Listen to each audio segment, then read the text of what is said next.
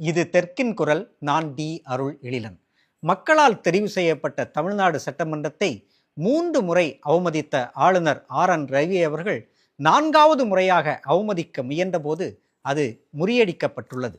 இன்னொரு பக்கம் கூட்டணி என்ற பெயரில் அதிமுகவை கைப்பற்றி வைத்துள்ள பாஜக என்டிஏ என்ற பெயரில் அதிமுகவையும் தாண்டி அதன் தலைவர்களையும் தாண்டி ஒரு தனி கூட்டணி ஒன்றை தன் தலைமையில் ஒருங்கிணைத்து வருகிறது.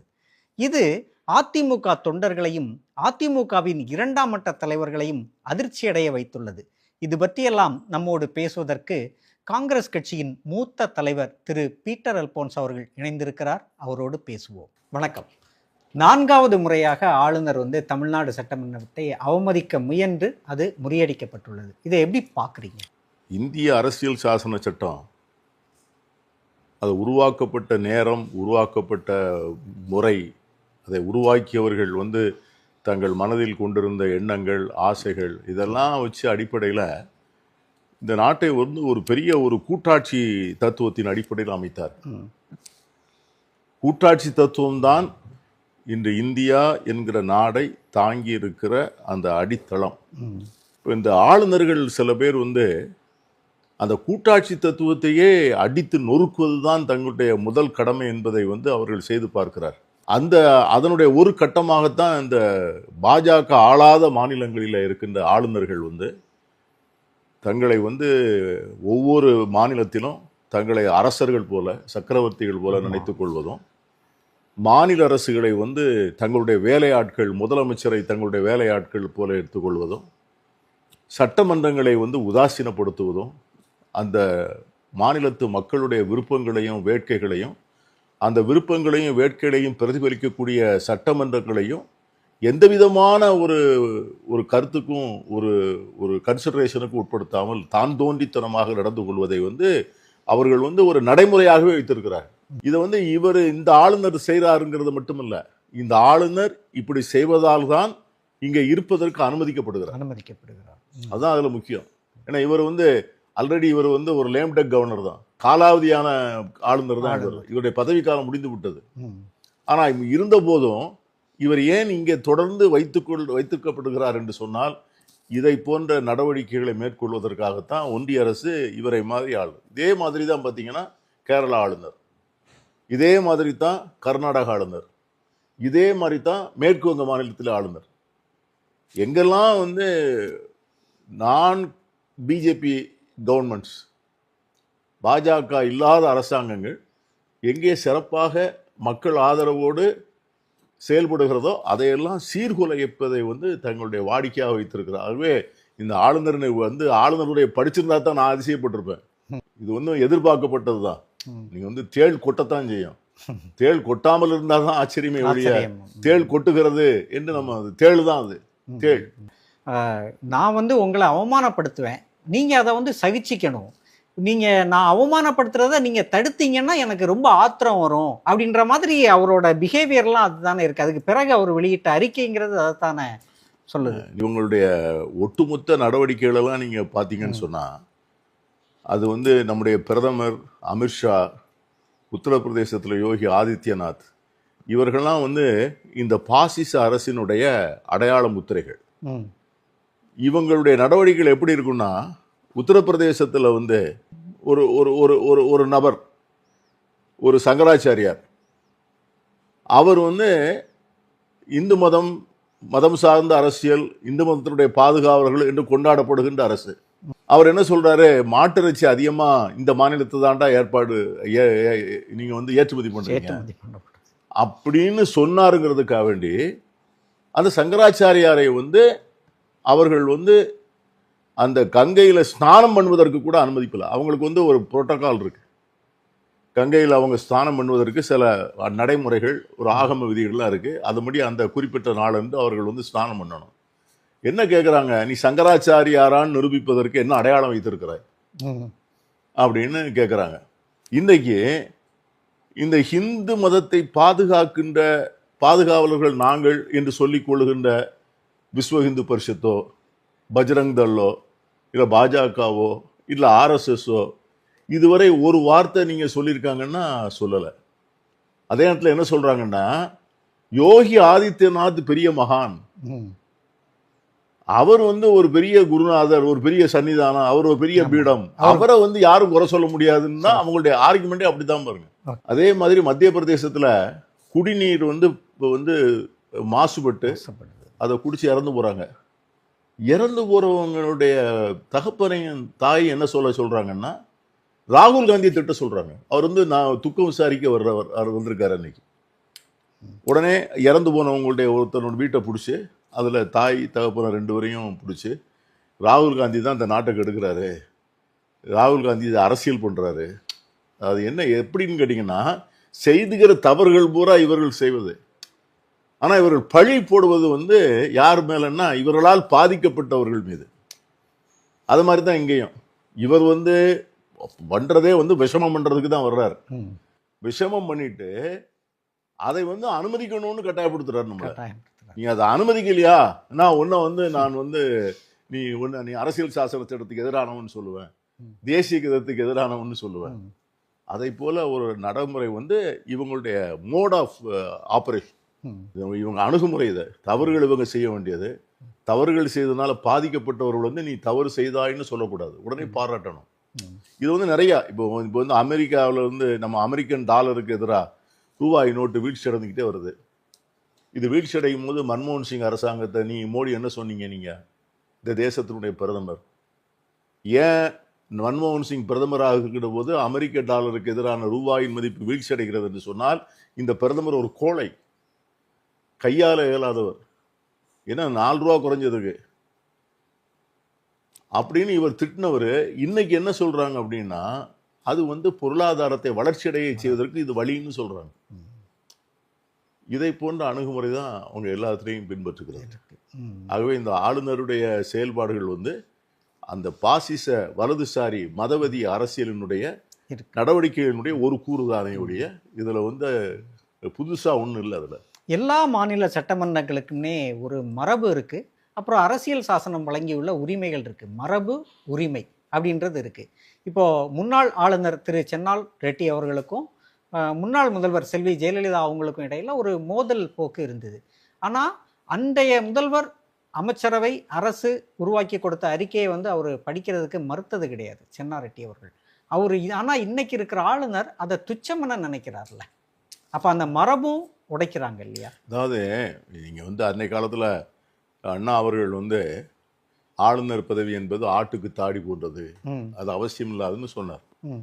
அப்ப எங்களை அந்த போன்றவர்கள் காலத்துல விவாதம் நடந்ததா? அந்த அதை பொறுத்து எங்களை போன்றவர்கள் அதை ஏற்றுக்கொள்ளலை. ம். நாங்கள் காங்கிரஸ்காரர்கள் அன்னைக்கு வந்து அதை நாங்கள் வந்து அண்ணா சொன்னதை ஏற்றுக்கொள்ளலை. ம். அன்னைக்கு ஆளுநர் பதவி வேண்டும். அது வந்து அந்த நேரத்தில் வந்து பார்த்தீங்கன்னா ஆளுநர் பதவி வந்து மிக கண்ணியமானவருடைய கைகளிலே இருந்தது. ம். மிக கண்ணியமான கையில் ஆளுநர் பதவியிலே பொறுப்பிலே இருந்தவர்கள் அரசியல் சாசன சட்டம் தங்களுக்கு விதித்திருந்த வரை எல்லைகளை நன்றாகவே உணர்ந்திருந்தார்கள். ம். இப்போ நீங்கள் உதாரணமாக சென்னாரெட்டி சொன்னீங்க பார்த்தீங்களா, அப்போ நான் வந்து சட்டமன்றத்தில் இருக்கிறேன். ம். நாங்கள் சட்டமன்றத்தில் நம்முடைய முன்னாள் முதலமைச்சர் செல்வி ஜெயலலிதா அவர்கள் வந்து சட்டமன்றத்தில் சொன்னார், நாங்கள்லாம் இருக்கும்போது நான்லாம் நினச்சி அதை அப்டேட் பண்ணியிருக்கேன். அன்றைக்கி சட்டமன்ற நடவடிக்கைகளை நீங்கள் பார்த்தா தெரியும். ம். என்னோட ஆளுநர் வந்து முறைகேடாக நடந்து கொண்டாருன்னு அந்த அம்மா முதலமைச்சராக இருக்கும்போது சொன்னாங்க. அன்னைக்கு மாலையில் நான் ஆளுநரை போய் பார்த்தேன், சென்னாரெட்டி அவர்களை. ஒரு மாநிலத்தினுடைய முதலமைச்சர், தெலுங்கானா சிங்கம்னு போராட்டக்கூடிய அளவிற்கு ஒரு பெரிய ஆளுமை உள்ள ஒரு தலைவர் சொன்னார், எப்பா Peter, you know me, you know my physical condition, I cannot take a step on my own. That is my physical. How is this lady blames me like that, accuses me like that அப்படின்னு சொல்லிட்டு அப்படியே கண் கலங்கிட்டார். ஆனால் அதற்கு பிறகும் கூட அவர் ஆளுநர் உரையை கொடுத்த உரையை வந்து படிச்சுட்டு போயிருக்கிறார்.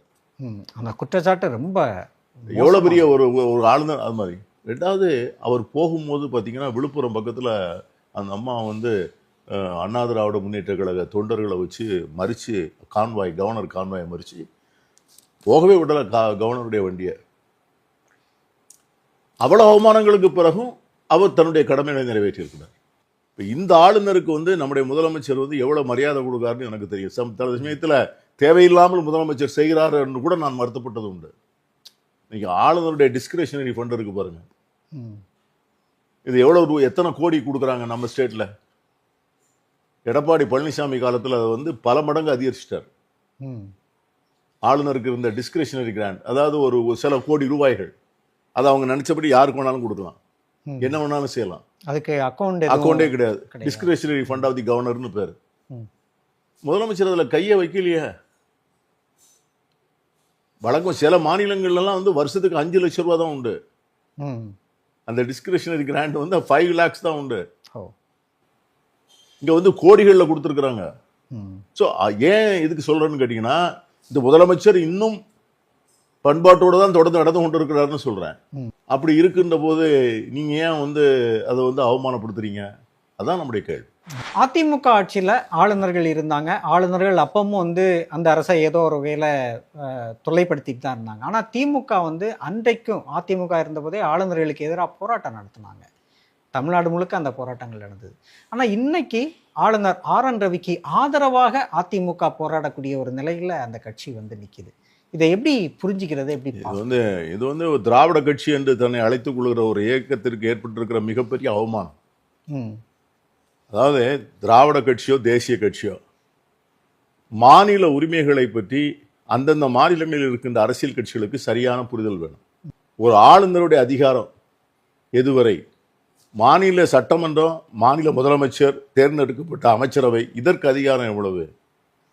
இதையெல்லாம் மீறி ஒரு ஆளுநர் அரசியல் சாசனற்ற எல்லைகளை மீறி அதன் வரைமுறைகளை கடந்து தேர்ந்தெடுக்கப்பட்ட அரசினுடைய அதிகாரத்தை பறித்து அதை காலில் போட்டு மிதிக்கிறார் என்று சொன்னால், எடப்பாடி பழனிசாமி அதை நியாயம் என்று சொன்னால், தமிழக மக்களுக்கு வந்து ஏற்படக்கூடிய எவ்வளவு பெரிய சோகம், எவ்வளவு பெரிய அவமானம். அன்றைக்கு வந்து திராவிட முன்னேற்ற கழகம் எதிர்கட்சி, ஆளுங்கட்சி அண்ணா திராவிட முன்னேற்ற கழகம். அன்னைக்கு இருக்கிற ஆளுநர், நான் போய் எல்லா இடத்துக்கும் போறேன், அரசாங்க பணிகளை மேற்பார்வை செய்ய போகிறேன், அதிகாரிகளிடம் கலந்து பேச போகிறேன் அப்படின்னு சொன்ன உடனே முதலில் போராட்டம் அறிவித்தது திராவிட முன்னேற்ற கழகம். என்னன்னு கேட்டீங்கன்னா, என்னைக்குமே அரசியல்ல நம்ம எப்படி பார்க்கணும்னா, எது சரி என்று பார்க்க வேண்டும், யார் சரி என்று பார்க்க கூடாது. எது குற்றம், எது தவறு, எது அநியாயம், எது நியாயம், அதான். யார் செய்தால் தவறு, யார் செய்தால் குற்றம், யார் செய்தால் அநியாயம், ஒரே விஷயத்த நீங்க செய்தால் நியாயம், நான் செய்தால் அநியாயம்னு பார்க்க கூடாது. இப்போ அதுதான் எடப்பாடி பழனிசாமி. இன்னைக்கு பாஜக அரசு சொல்லுகின்ற, ஒன்றிய அரசு இங்கே தமிழகத்தில் வந்து செய்ய துடிக்கின்ற அத்தனைக்கும் ஒரு முகமுடி தேவைப்படுகிறது. அதுக்கு வந்து ஒரு தமிழகத்தில் ஒரு அதை ஏற்று நடைமுறைப்படுத்தக்கூடிய ஒரு அரசியல்வாதி தேவைப்படுகிறார். அதற்கான பழனிசாமி தான் அவங்களுக்கு பொறுக்கி எடுத்திருக்கிறாங்க. A weak man politically. So அவர் எடப்பாடி பழனிசாமி இதை வந்து ஆதரிப்பதும் ஆளுநருடைய நடவடிக்கைகளை நியாயப்படுத்துவதும் மிகப்பெரிய குற்றம், வரலாற்றில் மன்னிக்க முடியாத குற்றம். இந்த ஆண்டின் தொடக்கத்தில் சட்டமன்றம் தொடங்கும் போது ஆளுநரின் உரை அவசியமில்லை, அதுக்கு வந்து நாங்கள் வந்து நாடாளுமன்றத்தில் குரல் எழுப்புவோம், அது தொடர்பாக ஒரு மசோதாவை கொண்டு வருவோம் அப்படின்ற மாதிரி தமிழ்நாடு முதலமைச்சர் பேசியிருக்காங்க. இது எப்படி பார்க்குறீங்க?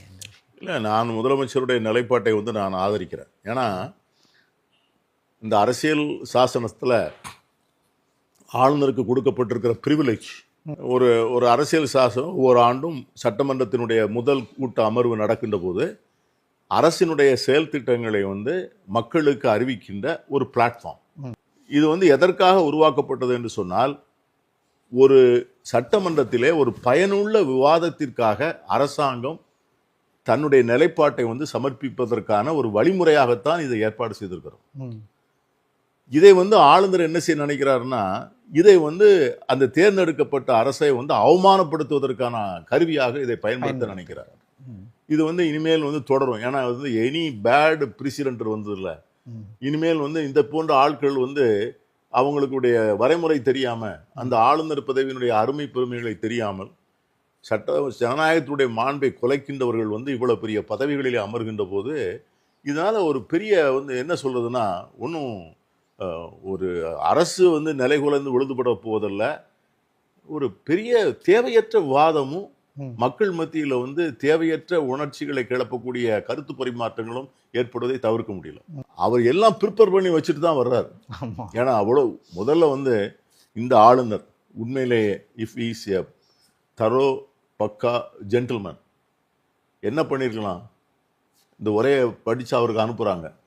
அவர் கொடுத்த பிறகு தான், அவர்கிட்ட வந்த பிறகு தான் அந்த உரை வந்து பிரிண்ட்டுக்கு வருது.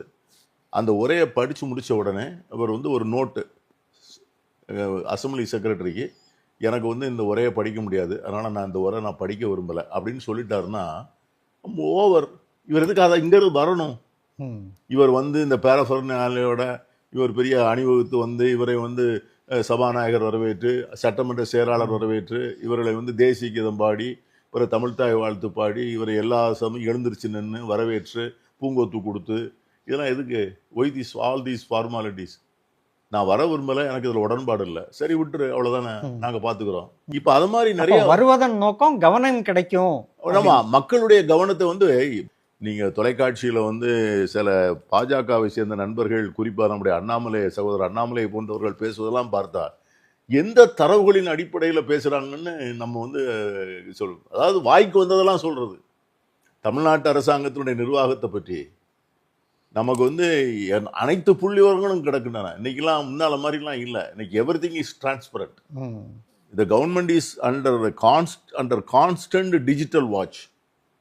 அரசாங்கத்தினுடைய ஃபைல் மூமெண்ட்ஸு, ஃபண்ட்ஸ் அலோகேஷன், அரசாங்கம் என்டர் பண்ணுற எம்ஓயூஸ், அரசாங்கம் போடுற புதிய உத்தரவு, அதை திட்டங்கள், அதனால் பயன்பெறுகிற மக்கள், அந்த பயன்பெறுவதால் சமூகத்தில் ஏற்பட்டிருக்கிற விளைவுகள் எல்லாமே வந்து ஸ்டடீஸ், ரிசர்ச். இதில் எதையுமே யாரையுமே ஏமாற்ற முடியாது. எல்லாமே ஒரு ஓப்பன் மெட்டீரியல் மாதிரி பண்ணித்தாகணும். ஏன்னா அரசாங்கம், இப்போ நான் என்ன சொல்கிறேன், நீங்கள் என்னெல்லாம் சொல்கிறீங்க, நீங்கள் வந்து இந்த அரசாங்கம் வந்து almost all parameters, education, health, law and order, இன்னும் வந்து இந்த பெண்களுடைய முன்னேற்றம், பெண்கள் குழந்தைகளுடைய பாதுகாப்பு, இதை மாதிரி இந்த சமூக வளர்ச்சியினுடைய அளவீட்டு குறியீடுகள் அத்தனையிலையும் அகில இந்திய அளவில் ஒன்று முதலாவது இல்லது இரண்டாவது, தவறி போனால் மூன்றாவது. இதை புள்ளி விவரங்களை நானோ நீங்களோ தயாரிக்கலை. அவ்வளோ தயாரிக்கிறது பூரா வந்து ஒன்றிய அரசினுடைய ஸ்டாட்டிஸ்டிக்கல் டிபார்ட்மெண்ட், ஒன்றிய அரசினுடைய நிதி ஆயோக், ஒன்றிய அரசினுடைய மற்ற முக்கியமான அமைச்சகங்கள், இவங்களை தான் தங்களுடைய செயல்பாடுகளை வந்து அதை முழுமையாக ஆராய்ச்சி செய்து ஒவ்வொரு காலாண்டு அறிக்கை, அரையாண்டு அறிக்கை, ஆண்டு அறிக்கைன்னு சமர்ப்பிக்கிறாங்க. அந்த அறிக்கையினுடைய புள்ளி விவரங்களை வைத்துக் கொண்டு தான் நம்ம சொல்றோம். இதை வந்து அண்ணாமலையை போன்றவர்கள் வந்து ஏதோ இதெல்லாம் வந்து மறைத்து விட்டு இந்தியாவிலேயே, இது கவர்னரே அதைத்தான் பேசுறாரு. இந்த கவர்னரே வந்து அவர் வெளியிட்டு இருக்கிற அறிக்கை இருக்குல்ல, அதுல மறுநாள் இந்து பத்திரிகையில லைன் பை லைன் ரெப்யூட்டல் வந்திருக்கு. ஆளுநர் சொல்லுகின்ற புள்ளி விவரங்கள் தவறு, அவர் சொல்லுகிற கருத்துக்கள் அத்தனையும் தவறு, அதற்கு ஆதாரம் இல்லை, இதெல்லாம் ஆதாரம் இல்லாமல் அவர் பேசியிருக்கிறார்னு சொல்லி இந்து பேப்பர்ல பெரிய 4 காலம் செய்தி. அதில் வந்து அவர் சொல்லுகிற இந்த சூசைடு, இன்வெஸ்ட்மெண்ட்டு, இது எல்லாமே வந்து தமிழ்நாடு வந்து இந்தியாவில் பெட்டர் அட்மினிஸ்ட்ரேட் ஸ்டேட், இருக்கிற மாநிலங்களில் சிறந்த நிர்வாகம் நடக்கிற மாநிலத்தில் தமிழ்நாடு ஒன்று என்பதை வந்து ஒன்றிய அரசினுடைய புள்ளி விவர அறிக்கைகளே ஒத்துக்கொண்டு, அதுக்கு எதிராக இவர் ஆளுநர் அதுக்கு எதிராக பேசுறாரு. அப்போ இவர் அப்போ எவ்வளவு பெரிய கொடுமை அது. இப்போ தமிழ்நாட்டில் வந்து என்டிஏ கூட்டணி கட்சிகளை புதிதாக இணைக்கிறோம் அப்படின்ற பேரில் அதிமுக தலைமையில் என்டிஏ கூட்டணி அப்படின்றாங்க. இதில் முதல்ல வந்து அதிமுக தலைமையில் தான் கூட்டணி அப்படின்னு எடப்பாடி பழனிசாமி அவர்கள் பிடிவாதம் பிடிச்சார். இன்றைக்கி அவர் எதுவுமே பேசாத ஒரு நிலையில் தான் இருக்கார். பியூஷ் கோயல் வந்து அந்த என்டிஏ கூட்டணிக்கு புதிய கட்சிகளை இணைக்கிறோம் அப்படின்னு பல கட்சி, அன்புமணி, ஜி.கே. வாசன் போன்ற தலைவர்களை எல்லாம் சந்திச்சுட்டு இருக்காங்க. இதெல்லாம் எப்படி பார்க்குறீங்க? ஏதாவது நம்ம ஊரில் வந்து கிராமத்தில் வந்து பொம்மலாட்டம் நடத்துவாங்க. ஒரு திரை போட்டிருப்பாங்க, திரைக்கு பின்னால் ஒருத்தர் நின்று அவர் கையில் தான் கயிறு இருக்கும். மக்கள் வந்து பொம்மைகளை பார்ப்பான், பொம்மைகள் வேகமாக ஆடும், சண்டை போடும், குத்தும், குதறும், ஆடும், பாடும். ஆனால் எல்லாம் வந்து எப்படின்னா அந்த கயிறினுடைய கயிறுகளை கையில் வைத்திருக்கிற விரல்களுடைய ஆட்டம் தான் அது. அதே மாதிரி இன்னைக்கு வந்து என்டிஏ கூட்டணி என்று சொல்லப்படுகின்ற அந்த கட்சியில் இருக்கின்ற அத்தனை பேர்களுடைய சூத்திர கயிறுகளும் இன்னைக்கு நம்முடைய அமித்ஷா கையில் இருக்கிறது. அமித்ஷா வந்து அதை எப்படியெல்லாம் சுண்டி இழுக்கிறாரோ அது அப்படியெல்லாம் ஆடும். இதை தவிர இவர்களுக்கு வேற வழி இல்லை. ஏன்னா இவங்கெல்லாம் நிறைய வந்து லக்கேஜ் வச்சிருக்காங்க. தனிப்பட்ட முறையில் இவங்க வந்து வெளியில சுதந்திரமாக நடமாட வேண்டும் என்று சொன்னால் அமித்ஷாவினுடைய அனுமதி இல்லாமல் நடக்காது, முடியாது. அதை எதிர்த்து நியாயம் இல்லை அநியாயம் அப்படின்னு போராடக்கூடிய சக்தியற்றவர்கள் இவர்கள். ம். ஆகவே இந்த சூழ்நிலையில் வந்து இவர்கள் எல்லோரும் வந்து அதை மாதிரி தான் இருப்பாங்க. பழனிசாமி உட்பட, ம். டிடிவி தினகரன் உட்பட, இன்னும் அந்த அணியில் இருக்கிற ஒரு நபர் கட்சியினுடைய தலைவர்கள். ம். பல கட்சி ஒரு நபர் கட்சி தான் அதில், ஆமா, நிச்சயமா. கேட்டிங்களா?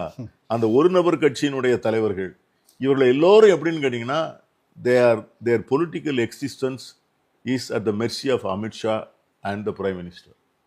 அவருடைய தயவு இரக்கத்தில் தான் இவர்களெல்லாம் அரசியல்வாதிகளாக நடமாடுகிறார்கள். ம். ஆகவே இவர்கள் இப்படித்தான் நடந்து கொள்கிறார்கள். அதுல ஒவ்வொருத்தருக்குமே அப்படி அன்புமணி இவங்க எல்லாருமே எல்லார் மேலையும் எல்லார் ஃபைலும் அவங்ககிட்ட இருக்கு. அன்புமணி அதான் அப்பாவே கேட்கிறாரு. ம். நானும் நீங்களும் கேட்கல. ம். ஐயா ராமதாஸ் அவர்களே அந்த கேஸை நடத்துங்க, ஏன் நீங்க வச்சிருக்கிறீங்க? அதே மாதிரி எல்லார் மேலேயும் வழக்கு இருக்கலாம். தினகரன் அவர்கள் மீது வழக்கு இருக்கிறது, அன்புமணி அவர்கள் மீது வழக்கு இருக்கிறது. ஆகவே இவர்கள் எல்லோரும் வந்து எப்படி வந்து இவங்க வந்து சுதந்திரமா அவங்க செயல்பட்டுற முடியும்? ம். இப்போ காங்கிரஸ் ஆட்சி காலத்தில் இந்த வழக்குகள் இருக்கலையா இல்லையான்னு கேட்கலாம் நீங்க. ஆனா காங்கிரஸ் கட்சி ஆட்சி காலத்தில் இந்த வழக்குகளை வந்து அந்த இன்ஸ்டிடியூஷன்ஸ் தான் பார்த்தது. ம். அரசியலுக்கு பயன்படுத்தல, நீதிமன்றங்கள் பார்த்தது, மேற்பார்வை செய்தது. அதனால வந்து அரசியல் கட்சிகளுக்கு பயப்பட வேண்டிய அவசியம் இல்லை.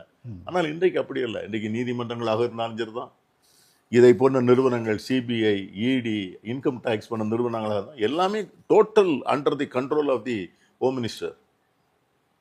இப்போ நீங்க இன்னைக்கு வந்து இப்போ திரு விஜய் இருக்காரு, இவரை வந்து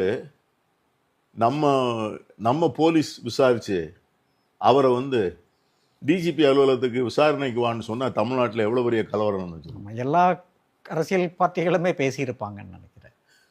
இப்போ ஒன்றும் there is not even a whimper. ம். ஒரு பெருமூச்சு கூட இல்லையே. ம். நீங்க எல்லாரும் அப்படியே வந்து So, அது என்ன மனநிலை? அது என்ன மனநிலை? அதுதான் அந்த யானையை வந்து நீங்க வந்து ஒரு கயிறு போட்டு கட்டி போட்டிருக்கோம் இல்லையா, ம். அந்த கயிறு அந்த யானையினுடைய ஒரு அங்குசத்தை பார்த்து தான் அந்த யானை பயப்படுது. ம். அதை போல இவங்கெல்லாம் வந்து ஒரு அடிமை மனநிலைக்கு வந்து they have been trained, பயங்காட்டப்பட்டிருக்கிறார்கள், பயமுறுத்தப்பட்டிருக்கிறார்கள், விளைவுகளை பார்த்து மிகுந்த அச்சத்தில் இருக்கிறார்கள். ஆகவே அதை தவிர்க்க நினைக்கிறாங்க. காங்கிரஸ் கட்சியை சார்ந்த பிரவீன் சக்கரவர்த்தி அப்படின்ற ஒருத்தர் இன்னைக்கு கூட ஒரு ட்வீட் பண்ணியிருக்கிறாரு. தமிழ்நாட்டில் விசில் ஊதப்பட்டு விட்டது, 2026 தேர்தலை ஒட்டி கட்சிகள்லாம் வந்து கூட்டணிக்கு வந்து ரெடியாகுங்க அப்படின்ற மாதிரி ஆங்கிலத்தில் ஒரு ட்வீட் பண்ணியிருக்காரு. ஏன் இப்படி தொடர்ச்சியாக வந்து ஒரு காங்கிரஸ்காரங்க இப்படி ட்வீட் பண்ணுறாங்க? இல்லை, அதை போன்ற செய்திகளோ அதை போன்ற வந்து சமூக ஊடகங்களில் வந்து கருத்து பரிமாற்றங்களோ வேண்டாங்கிறத ராகுல் காந்தியும் எங்களுடைய அகில இந்திய காங்கிரஸ் கட்சி தலைவர் கார்கே அவர்களும் மிக தெளிவாக சொல்லியிருக்காங்க. அகில இந்திய காங்கிரஸ் கட்சியில் டெல்லியில் தலைமைக்கு நெருக்கமாக இருக்கின்றவர்கள் தயவுசெய்து தமிழ்நாட்டின் யதார்த்தத்தை புரிந்து கொண்டு தமிழ்நாட்டினுடைய எதிர்காலத்திற்கு உகந்தவர்களாக தங்களை நடத்தி கொள்ள வேண்டும். இது வந்து காங்கிரஸ்காரனாக நான் சொல்லவில்லை, தமிழ்நாட்டின் எதிர்காலத்தை கருத்தில் கொண்டு சொல்லுகிறேன். தமிழ்நாட்டினுடைய காங்கிரஸ் கட்சியுடைய எதிர்காலம் குறித்து பேசுவதற்கு அதிகாரம் படைத்த நபர் வந்து மல்லிகார்ஜுன் கார்கே அவர்களும் தலைவர் ராகுல் காந்தி அவர்களும் தான். அவர்கள் நியமித்த குழு தான் இன்னைக்கு பேச்சுவார்த்தை நடத்தி கொண்டிருக்கிறது. அவர்களால் நியமனம் செய்யப்பட்ட கிரீஷ் ஜோடங்கர், அவர் தலைமையில் நியமிக்கப்பட்ட 4 உறுப்பினர்கள் வந்து பேச்சுவார்த்தைக்கு எப்படி வந்தாங்க? திராவிட முன்னேற்ற கழகத்தோடு கூட்டணி என்று முடிவு செய்து தானே அவங்க பேச்சுவார்த்தைக்கு வந்தாங்க. ஆகவே அதுக்கு பிறகு அதுக்கு அப்பீல் ஒன்று எதுக்காக நீங்கள் எல்லாரும் சேர்ந்து குழப்பணும் இதை? ஆகவே ஆனால் என்னன்னு கேட்டிங்கன்னா, காங்கிரஸ் கட்சியினுடைய ஸ்டைல் ஆஃப் ஃபங்க்ஷனிங் வந்து நம்முடைய மாநில கட்சி மாதிரி காலையில் ஒரு அறிக்கை சாயங்காலம் ஒரு அறிக்கை இருக்காது. நிச்சயமாக வரக்கூடிய நாட்களிலே மிக தெளிவான ஒரு அறிவிப்பு வரும்னு நான் நினைக்கிறேன். அதை நோக்கி காத்திருக்கிறேன். வெவ்வேறு கேள்விகளுக்கு ரொம்ப ஆழமாகவும் அர்த்தமாகவும் பதில் சொன்னீங்க. ரொம்ப நன்றி. நன்றி எளியா.